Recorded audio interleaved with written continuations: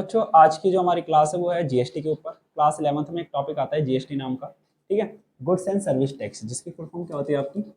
Goods and service tax, ठीक है। आधे से ज़्यादा जो कॉन्सेप्ट होता है वो नाम में छुपा रहता है, तो पहले नाम क्या होता है क्या नहीं होता उसको देखते हैं। सबसे पहले बात करते हैं टैक्स के बारे में। टैक्स क्या होता है? टैक्स होता है कंपलसरी पेमेंट। एक कंपलसरी पेमेंट होती है जो गवर्नमेंट को करनी ही करनी होती है। समझ में आ गई बात? एक कंपलसरी पेमेंट है जो गवर्नमेंट को पे करनी पड़ेगी। ऐसा नहीं है कि क्या बोलते हैं आप मना कर दो कि नहीं हमारा मन नहीं है तो हम नहीं कर रहे हैं। और टैक्स का जो पैसा होता है वो गवर्नमेंट किस में खर्च करती है? वो सारा का सारा सोशल वेलफेयर में खर्च करती है। लेकिन अगर आप टैक्स पे करते हैं तो उसकी वजह से आपको कोई डायरेक्ट बेनिफिट मिले तो इसकी कोई रिस्पॉन्सिबिलिटी गवर्नमेंट की नहीं होती है, वो आपको इनडायरेक्टली बेनिफिट देगा। बट स्टिल ऐसा नहीं होगा कभी भी कि आपने जो टैक्स पे कर रखा है उसके बदले में आपको डायरेक्टली बेनिफिट मिले, ठीक है। ये होता है टैक्स। अब टैक्स के दो टाइप के होते हैं। एक होता है आपका डायरेक्ट टैक्स, ठीक है। एक होता है डायरेक्ट टैक्स और एक क्या होता है आपका इनडायरेक्ट टैक्स। डायरेक्ट टैक्स कौन से होते हैं?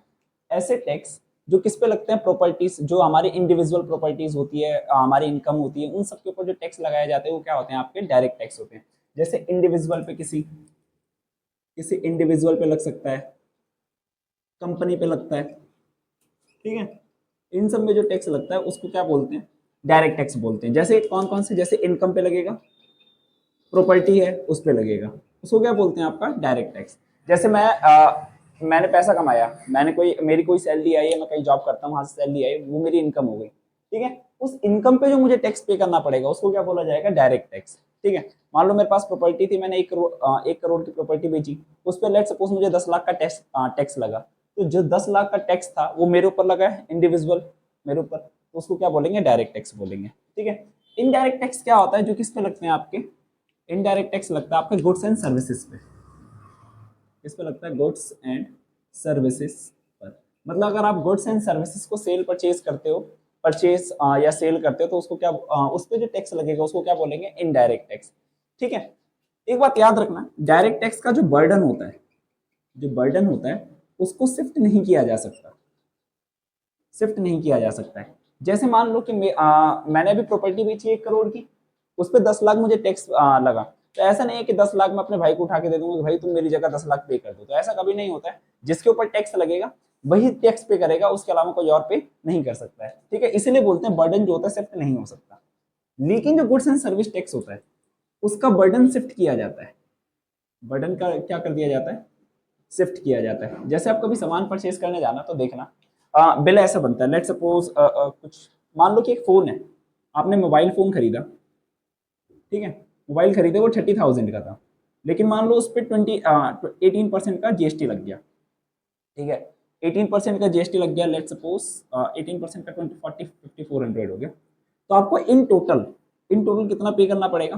पेमेंट जो करनी पड़ेगी कितनी करनी पड़ेगी? 35,400 की, है ना। देखो, एक्चुअल में जो कॉस्ट प्राइस था वो 30,000 था, ये जो 5400 लगा ये टैक्स का है, ठीक है। 5400 किसका लगा है? टैक्स का। और ये जो टैक्स था वो किसको पे करना पड़ता? सेलर को पे करना पड़ता। लेकिन अब यहाँ पे सेलर ना पे करके कौन पे करेगा? बायर पे करेगा। समझ में आ गई बात? तो बर्डन किसके ऊपर था? सेलर के ऊपर। लेकिन उसे पे कौन कर रहा है? उसे पे कर रहा है परचेजर या फिर बायर, ठीक है। इसीलिए बोलते हैं जो इसका बर्डन होता है वो शिफ्ट किया जा सकता है। तो इन टोटल कितनी पेमेंट करनी पड़ेगी हमको? 35,400 की। समझ में आ गई बात? इसको बोलते हैं इनडायरेक्ट टैक्स। एग्जाम्पल्स क्या क्या हो सकते हैं इसके? एग्जाम्पल जैसे हो गया आपका इनकम टैक्स हो गया, कॉर्पोरेट टैक्स हो गया, ठीक है। वेल्थ टैक्स भी होते हैं, बहुत सारे टैक्स होते हैं। तो ये सारे के सारे क्या होते हैं? आपके डायरेक्ट टैक्स।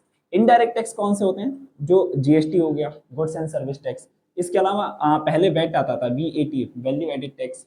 सीएसटी होता है, कस्टम ड्यूटी होती है, ठीक है। ये सारे कौन से टैक्स होते हैं आपके? इनडायरेक्ट टैक्स होते हैं। हालांकि अब वैट और सीएसटी बहुत कम प्रोडक्ट पे लगता है। अब ये सारा का सारा एक इंटीग्रेटेड टैक्स बन गया जिसको क्या बोला जाता है? जीएसटी। जीएसटी की फुल फॉर्म क्या होती है? Goods and service tax, goods and service tax. आपने इसका स्लोगन भी सुना होगा, one nation one tax one market, ऐसा कुछ करके, है ना। मतलब कि एक ही टैक्स है, एक ही मार्केट है और एक ही नेशन है, ठीक है। One nation one tax one market, ऐसे कुछ करके बोला जाता है जीएसटी के बारे में। समझ में आ गई बात? तो ये जीएसटी का ओवरव्यू था एक तरह से। अब जीएसटी के हम अंदर चलते हैं, क्या होता है क्या नहीं होता। ठीक है, एक बार अगर आप चाहें तो इसका स्क्रीनशॉट ले सकते हैं। अब देखिए जीएसटी जो हमने था वो तो हमने सारा का सारा पढ़ लिया कि मतलब जीएसटी होता क्या है क्या नहीं है। अब देखिए जीएसटी जो होता है वो किस पे लगता है, बायर पे लगता है और सेलर पे भी लगता है। जब आप कोई गुड्स एंड सर्विसेज को प्रोड्यूस करते हो तो वहां पे आपको जीएसटी पे करना पड़ता है या जीएसटी रिसीव करना होता है। वो कैसे करना होता है वो भी बात करते हैं। देखो लेट सपोज मुझे ना कोई प्रोडक्ट बनाना है, मान लो ये माइक है, माइक नहीं, हम फोन का एग्जांपल लेके चलते हैं कि मोबाइल बनाना है। अब मोबाइल बनाने के लिए मोबाइल तो तुरंत बनेगा नहीं, अब उसमें बहुत सारा सामान परचेज करेंगे, लाइक रॉ मटेरियल लेकर आएंगे। ठीक है, रॉ मटेरियल हो गया, मशीन्स हो गई, और भी बहुत सारी चीजें लेकर हम आते हैं किसके लिए, प्रोडक्शन के लिए। मोबाइल का जो प्रोडक्शन करना है उस पर मेरे को ये बनाना है। मान लो प्रोडक्शन करा, उस प्रोडक्शन पे मुझे लेट सपोज 1 लाख जीएसटी पे करना पड़ा। जब मैं सामान परचेज करके लेकर आऊंगा तो सामने वाला जो सेलर होगा वो मेरे से क्या लेगा, जीएसटी लेगा। जीएसटी का जैसे भी हमने मोबाइल फोन का देखा था ना वैसे ही। अब वो जीएसटी लिया मेरे ऊपर कितना, 1 लाख रुपए। समझ में आ गई बात? अब मान लो मैंने क्या करा, मैंने प्रोडक्ट को बनाया, मोबाइल फोन बनाया, और मोबाइल फोन बनाने के बाद मैंने उसको सेल किया, लेट सपोज जितने में भी सेल करा था, लेकिन मुझे जीएसटी जो कलेक्ट हुआ वो है 1,20,000। ये मुझे जीएसटी कलेक्ट हुआ है। ठीक है, और ये जीएसटी मैंने पे करा था जब मैं सामान खरीद के लेकर आ रहा था, तो ये जीएसटी मेरे को पे करना पड़ा था। ये मैंने कलेक्ट किया जब मैंने मोबाइल फोन बेचा था तब। अब देखो जो जीएसटी मैंने पे करा है उसको क्या बोलेंगे, इनपुट जीएसटी। क्या बोला जाएगा उसे, इनपुट जीएसटी। और जो जीएसटी मैं कलेक्ट करूंगा, जो मैं खुद का सामान बेच के या सर्विसेज बेच के जो भी मैं कलेक्ट करूंगा उसको क्या बोला जाएगा, आउटपुट जीएसटी। ठीक है, उसको क्या बोलेंगे आपका, आउटपुट जीएसटी। अब इनपुट जीएसटी जो हमने पे कर रखा है, आउटपुट जीएसटी जो हमको रिसीव हो रखा है। ये जो आउटपुट जीएसटी है ना 1,20,000 रुपए, ये हमारा पैसा नहीं है, ये हमको गवर्नमेंट को जमा कराना होगा। जो सेलर सेल करता है उसके बाद जो जीएसटी कलेक्ट करता है वो किसको जमा कराना पड़ता है, गवर्नमेंट को जाके जमा कराना पड़ता है। ठीक है, अब आउटपुट जीएसटी 1,20,000 है, इनपुट जीएसटी 1 लाख है। अब मान लो अब ये जो प्रोडक्ट मैंने बनाया, जो मोबाइल फोन बनाया, उसको बनाने के लिए जो मेरे को रॉ मटेरियल जो भी नेसेसिटीज लगी उसको खरीदने के लिए तो मैंने 1 लाख रुपए पे करा था। समझ में आ गई बात? जो प्रोडक्शन कर रहा है उसके लिए मुझे 1 लाख रुपए जीएसटी पे करना पड़ रहा है। अब प्रोडक्शन करने के बाद जो मैं बेच रहा हूँ उस पर मेरे को 1,20,000 का जीएसटी रिसीव हो रहा है। तो जब मैं गवर्नमेंट को पैसा पे करने जाऊंगा तो वहां पे तो मैं बोल दूंगा भाई 1 लाख रुपए जो था ना वो तो मैंने आपको पहले ही दे दिया है, जब मैं सामान खरीद रहा था तभी मैंने दे दिया था, और 1,20,000 मैंने आपसे कलेक्ट कर रखा है। ठीक है, तो नेट मैं गवर्नमेंट को कितना पैसा जमा कराऊंगा, 1,20,000 जो था 1.2 लाख, ये तो मेरा आउटपुट जीएसटी था। उसमें से 1 लाख मैंने ऑलरेडी पे कर रखा है इनपुट जीएसटी के नाम से। ठीक है, तो नेट में गवर्नमेंट को कितना जमा करा दूंगा, 20,000। 20 के जो है वो मैं गवर्नमेंट को जाके कलेक्ट करवा दूंगा। समझ में आ गई बात? अब इसी को बोलते हैं सेट ऑफ करना। अब कहीं ना कहीं देखा जाए तो ये सेट ऑफ ही तो हुआ है। ये क्या हुआ है आपका, सेट ऑफ मैकेनिज्म। ठीक है, ये सेट ऑफ हुआ है। इसी सेट ऑफ को हम क्या बोलते हैं, आईटीसी। आईटीसी की फुल फॉर्म होती है इनपुट टैक्स क्रेडिट। समझ में आ गई बात? इसी को क्या बोला जाता है आपका, इनपुट टैक्स क्रेडिट। अब देखो आउटपुट जीएसटी आपको गवर्नमेंट को पे करना है, ठीक है, और इनपुट जीएसटी जो आपने गवर्नमेंट को पहले ही पे कर रखा है। समझ में आ गई बात? ये दोनों की दोनों चीजें। अब आउटपुट जीएसटी जो गवर्नमेंट को पे करना है ये आपके लिए क्या हो जाएगी, ये हो जाएगी आपके लिए लाइबिलिटी, क्योंकि गवर्नमेंट को पे करना है ना कहीं, तो ये क्या हो जाएगी, आपकी लाइबिलिटी हो जाएगी। और इनपुट जीएसटी जो आपने पहले ही पे कर रखा गवर्नमेंट से, एक तरह से आपने प्रीपेड कर रखा है जीएसटी को, तो उसी को क्या बोलते हैं, ये हो जाएगी हमारी एसेट्स। याद रखना जो इनपुट जीएसटी होता है वो हमारी क्या हो जाती है, एसेट्स हो जाती है, और आउटपुट जीएसटी क्या होती है, हमारी लाइबिलिटी हो जाती है। ठीक है, और इन दोनों को जब हम सेट ऑफ करते हैं इसी को बोलते हैं इनपुट टैक्स क्रेडिट या फिर आईटीसी।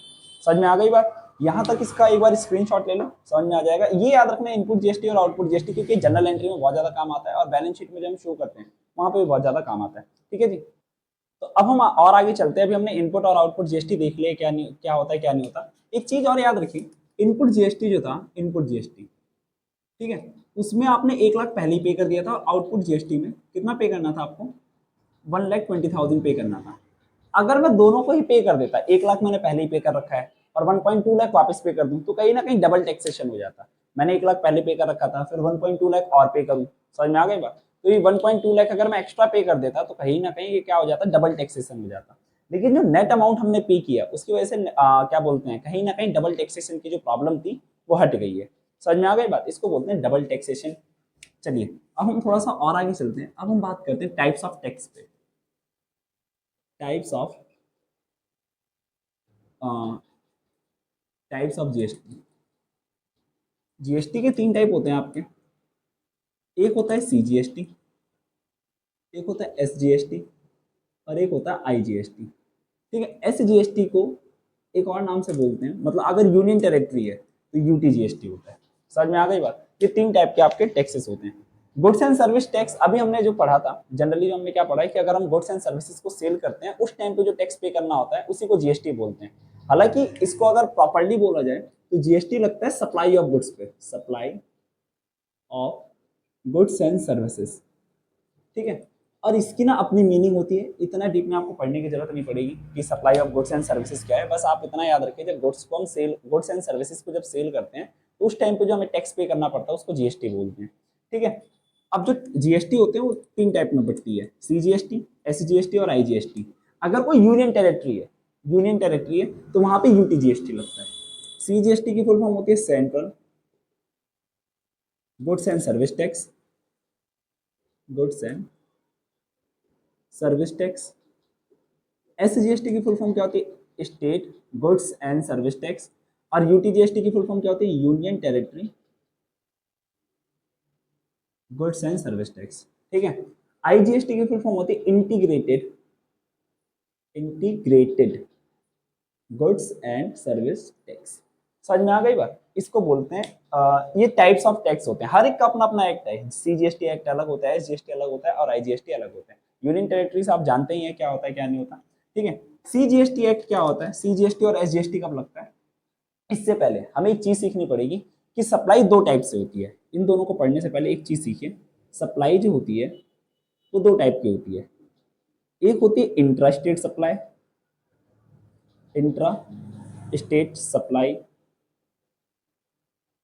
और एक होता है आपका inter state supply, inter state supply. ठीक है, जब जब जो सेलर और बायर दोनों ही किस सेम स्टेट के हो तो उसको बोलते हैं intra state supply, INTRA, intra state supply. अगर सेलर और बायर दोनों सेम स्टेट के, मतलब कि दिल्ली में ही सप्लायर है और दिल्ली का ही बायर है, पंजाब का सेलर है और पंजाब का ही बायर है, तो इसको क्या बोलेंगे, इंट्रा स्टेट सप्लाई बोलेंगे। इंटर स्टेट सप्लाई का मतलब क्या होता है, इंटर स्टेट सप्लाई का मतलब होता है जब बायर और सेलर दोनों के जो स्टेट्स हैं वो अलग अलग हों। मतलब कि लेट सपोज जो सेलर है वो है दिल्ली का और जो बायर है वो है लेट सपोज मुंबई का। ठीक है, या फिर ये पंजाब का है और ये दिल्ली का है। समझ में आ गई बात। तो जहां पर स्टेट दोनों के अलग हो जाते हैं, बायर और सेलर दोनों के स्टेट अलग हो जाते हैं, तो उसको क्या बोलेंगे, इंटर स्टेट सप्लाई। जहां पे सेम स्टेट होता है, ठीक है, सेम स्टेट होता है, उसको क्या बोलते हैं, इंट्रा स्टेट सप्लाई। तो इंट्रा स्टेट और इंटर स्टेट दोनों ही बहुत ज्यादा इंपॉर्टेंट है, इसी से ही आपको ये सारी की सारी चीजें समझ में आएंगी। समझ में आ गई बात। अगर अगर आपका जो इंट्रा स्टेट सप्लाई होता है तो वहां पे आपका लगता है सीजीएसटी और एसजीएसटी, और अगर अगर कोई यूनियन टेरिटरी है तो वहां पे क्या लग जाएगा, यूटीजीएसटी।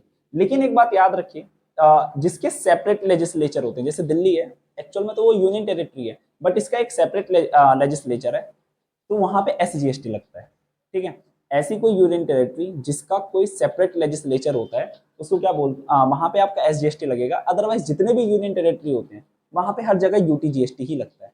समझ में आ गई बात, क्योंकि दिल्ली जो है वो उसका एक खुद का सेपरेट लेजिस्लेचर है, उसको ही तो यहाँ पे एसजीएसटी लगता है। समझ में आ गई बात। अगर दिल्ली का ही सेलर है और दिल्ली का ही बायर है तो सीजीएसटी और एसजीएसटी दोनों लगेंगे। ठीक है, सीजीएसटी में सेंट्रल गवर्नमेंट को पैसा जाता है और एसजीएसटी में स्टेट गवर्नमेंट को पैसा जाता है। ये दोनों आधा आधा बांट लेते हैं। लेट सपोज टैक्स लगा वो 18% लगा, ठीक है, तो 9% सेंट्रल गवर्नमेंट ले जाएगी और 9% स्टेट गवर्नमेंट लेके चली जाएगी। 5% लगा तो 2.5% ये लेके जाएगा सेंट्रल गवर्नमेंट और 2.5% स्टेट गवर्नमेंट। जैसे मैं सेंट्रल गवर्नमेंट का मतलब 9% मोदी जी के पास चला जाएगा और 9% मैं दिल्ली का हूँ तो फिर केजरीवाल जी के पास चला जाएगा। समझ में आ गई बात? तो इसको क्या बोलेंगे, SGST और CGST। ठीक है, लेकिन अगर जो सप्लाई होती है वो इंटर स्टेट होती है। इंटर स्टेट का मतलब क्या होता है, जब बायर सेलर और बायर दोनों ही अलग अलग स्टेट के हों, तो इस केस में क्या लगता है आपका, IGST लगता है। IGST कब लगता है, जब आपकी कौन सी सप्लाई होती है, इंटर स्टेट सप्लाई। ठीक है, यहाँ पे जो पैसा होता है, यहाँ पे जो पैसा होता है सेंट्रल गवर्नमेंट को पूरा का पूरा चला जाता है। पहले सारा का सारा जो रेवेन्यू कलेक्ट करता है सेंट्रल गवर्नमेंट, उसके बाद सेंट्रल गवर्नमेंट टैक्स बांट देती है, आधा अपने पास रखती है और आधा स्टेट को दे देती है। लेकिन पॉइंट ये आता है अब यहाँ पर कि मान लो जो सेलर है, जो सेलर है वो तो है दिल्ली का, ठीक है, और जो बायर है वो है मुंबई का। तो पॉइंट ये आता है, लेट सपोज 18% टैक्स लगा, तो 9% तो सेंट्रल गवर्नमेंट रख लेगी, लेकिन 9% किसके पास जाएगा, कौन से स्टेट के पास, दिल्ली के पास कि मुंबई के पास? तो यहाँ पे जो आंसर होता है वो होता है मुंबई। याद रखना जो जीएसटी होता है, ये बहुत इंपॉर्टेंट पॉइंट है, ये कंजम्पशन बेस्ड टैक्स होता है, कंजम्पशन बेस्ड टैक्स। मतलब कि जहां पर हम गुड्स एंड सर्विसेज का कंजम्पशन करेंगे, टैक्स भी वहीं पे लगेगा। अब सब सेलर कहाँ का था, दिल्ली का था, लेकिन उस गुड्स को कंज्यूम कहाँ पे करा गया, मुंबई में। तो जो 9% है होगा ना, वो 9% किसको चला जाएगा, मुंबई को चला जाएगा, ना कि दिल्ली गवर्नमेंट को जाएगा। समझ में आ गई बात? तो जीएसटी याद रखना एक कंजम्पशन बेस्ड टैक्स होता है, मतलब कि जहां पे गुड्स का कंजम्पशन हो रहा होगा वहीं पर ही क्या कर दे देंगे, स्टेट को वो पैसा उठा के दे देंगे। यहाँ पे अगर तुम्हें ध्यान से याद हो, यहाँ पर क्या हो रहा था, यहाँ पे दिल्ली के ही बायर था, दिल्ली का ही सेलर था और दिल्ली का ही बायर था, तो बायर भी तो दिल्ली का था, तो SGST भी कहाँ लग जाएगा, दिल्ली में लग जाएगा। प्रॉब्लम कब आती है, प्रॉब्लम तब आती है जब हम इंटर स्टेट सप्लाई करते हैं। इंटर स्टेट सप्लाई का मतलब समझ में आता है, जब स्टेट दोनों चेंज हो जाते हैं। ठीक है, तो ये कंजम्पशन बेस्ड टैक्स होता है, इस बात को याद रखना। इसके अलावा एक चीज और, जो स्लैब रेट्स होते हैं, स्लैब रेट्स देखो, स्लैब रेट जीएसटी के अंदर अभी कौन कौन से स्लैब रेट हैं वो देख लो जरा। एक तो होता है 0%, नेसेसिटीज पे 0% लगता है, एक 5% है, 12% है, 18% है और 28% है। ठीक है, ये आपके स्लैब रेट्स हैं, इससे ज्यादा अभी जीएसटी नहीं लगा है। समझ में आ गई बात? ये होता है स्लैब रेट, या तो 0% टैक्स लगेगा, 5% से लगेगा, 12% से लगेगा, 18% से लगेगा, 28% से लगेगा। हालांकि अभी जो अमेंडमेंट आई है उसके हिसाब से अब जो टैक्स है वो 20% भी हो गया, मतलब कि मैक्सिमम रेट जो है 40% तक जा सकता है। मैक्सिमम जो रेट है वो 40% पे। हालांकि इतना आपको डीप में नहीं जाना है, बस आप इतना ध्यान रखिए कि जो स्लैब रेट्स हैं वो कौन कौन से हैं, 0, 5, 12, 18 और 28%। समझ में आ गई बात? इसके अलावा एक बात याद रखना, जो जीएसटी होता है वो कभी भी अल्कोहल और ह्यूमन कंजम्पशन, इस पे कभी भी लगेगा ही नहीं।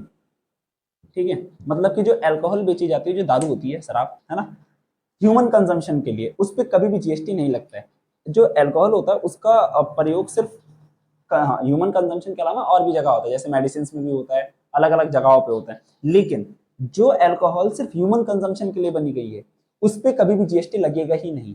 ठीक है, इस पर कभी भी जीएसटी आपका नहीं लगेगा, इस बात को याद रखना। ठीक है, तो आज को जो थियोरेटिकल पोर्शन था ऑलमोस्ट सब कुछ खत्म हो गया। अगली वीडियो में हम इस चैप्टर को पूरा खत्म कर देंगे। अगले में हम न्यूमेरिकल करके देखते हैं और जो जनरल एंट्रीज हैं इसकी वो हम करके देखते हैं कि आपका क्या है क्या नहीं है। और जीएसटी थोड़ा सा इंपॉर्टेंट हो जाता है आपके एग्जाम पॉइंट ऑफ व्यू से भी। ठीक है, और जनरल एंट्री में तो आता ही आता है। तो हम अगली क्लास में इसकी जनरल एंट्रीज करेंगे। तब तक अगर कोई दिक्कत परेशानी हो या कोई डाउट हो तो आप प्लीज़ हम कमेंट करके बता देना। ठीक है, चलिए मिलते हैं हम अगली क्लास में, तब तक के लिए टाटा बाय बाय।